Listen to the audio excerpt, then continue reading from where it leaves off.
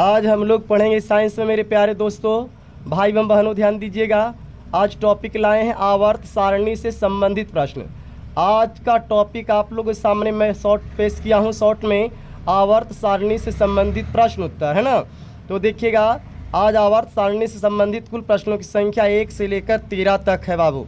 तो ध्यान दीजिएगा, समझते चलेंगे हम सभी लोग। मेरी प्रश्न पर ध्यान देते जाइएगा। पहला प्रश्न है, सबसे हल्का तत्व कौन है? ए नंबर ऑप्शन लिथियम है, B number hydrogen, C number है ब्रोमीन, है ना, और डी नंबर है नियान।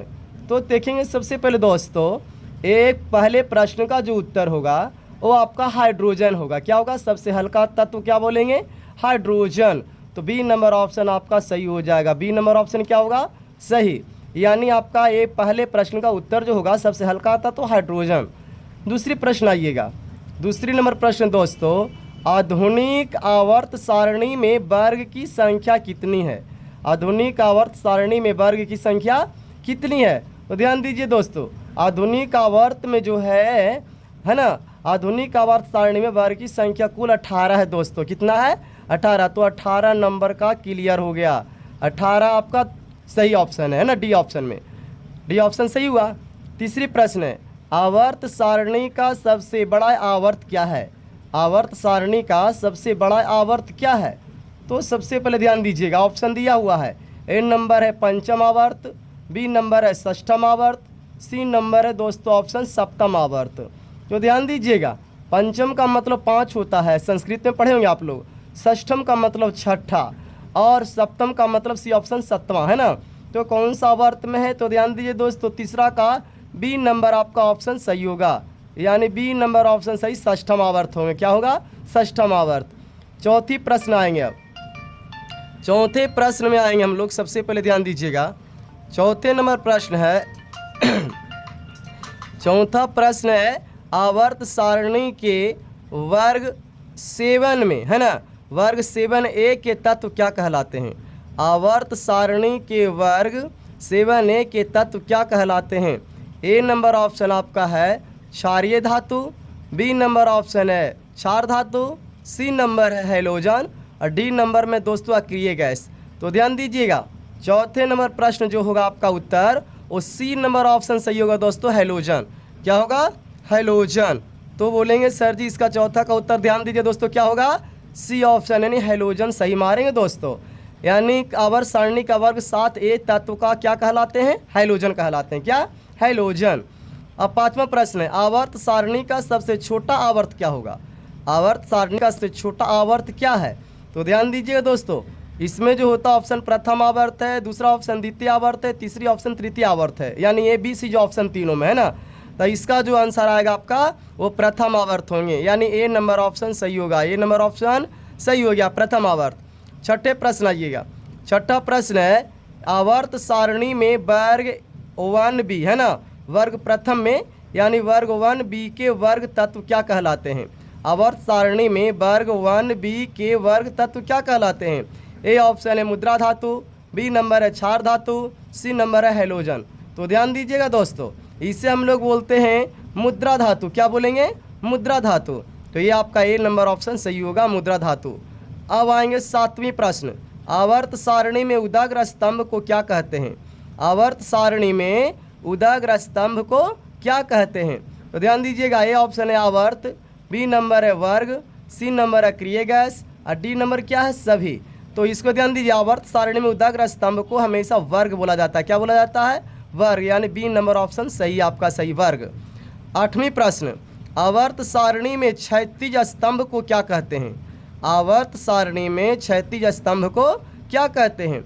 ए ऑप्शन आवर्त, बी नंबर ऑप्शन वर्ग, सी नंबर ऑप्शन है बाबू विद्युत रासायनिक क्रम, है ना। तो ध्यान दीजिए, इसका आपका उत्तर जो होगा ए ऑप्शन आएंगे, यानी आवर्त होगा। क्या मारेंगे? ए ऑप्शन आवर्त। क्या लिखेंगे? ए नंबर ऑप्शन आवर्त। अगला प्रश्न है, मेंडलीव की आवर्त सारणी में तत्वों के वर्गीकरण का आधार क्या है? मेंडलीव की आवर्त सारणी में तत्वों के वर्गीकरण का आधार क्या है?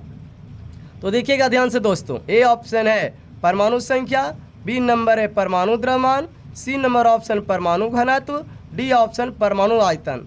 तो ध्यान देंगे दोस्तों, हम लोग को ये पढ़ना होगा, है ना। इसमें क्या है, 4 ऑप्शन ए बी सी और डी है। तो इसका नंबर आपका ऑप्शन समझना होगा कि इस प्रश्न का उत्तर मेरा करेक्ट क्या होगा। तो इसका ऑप्शन आपको हम लोग को उत्तर मारेंगे, 9वें नंबर प्रश्न का उत्तर हम लोग करेक्ट क्या लेंगे, परमाणु, है ना, द्रव्यमान। क्या बोलेंगे, परमाणु द्रव्यमान इसकी उत्तर होगी। मेंडलीफ की आवर्त सारणी में तत्वों के वर्गीकरण को जो आधार है उससे क्या कहते हैं, परमाणु द्रव्यमान। 9वां का बी ऑप्शन आपका सही होगा, यानी परमाणु द्रव्यमान। 10वां प्रश्न है, पृथ्वी पर सबसे अधिक मात्रा में पाया जाने वाला तत्व क्या है। पृथ्वी पर सबसे अधिक मात्रा में पाया जाने वाला तत्व क्या है। ए ऑप्शन है सिलिकॉन, बी नंबर है एल्यूमिनियम, सी नंबर सोडियम और डी नंबर दोस्तों ऑक्सीजन। तो ध्यान दीजिए, 10वां नंबर का आपका डी ऑक्सीजन सही होगा। डी ऑप्शन आपका ऑक्सीजन जो है सही होगा, क्योंकि पृथ्वी पर सबसे अधिक मात्रा में ऑक्सीजन पाए जाते हैं। क्या पाया जाता है, तो डी नंबर ऑप्शन आपका सही। अगली प्रश्न है, आवर्त सारणी सर्वप्रथम किस वैज्ञानिक ने बनाई। आवर्त सारणी सर्वप्रथम किस वैज्ञानिक ने बनाई। A option Dalton, B option Rutherford, C option Newlands और डी ऑप्शन मेंडलीफ ने। ध्यान दीजिएगा दोस्तों, ए नंबर ऑप्शन क्या है, Dalton, B option Rutherford, C number Newlands और डी नंबर क्या है, मेंडलीफ।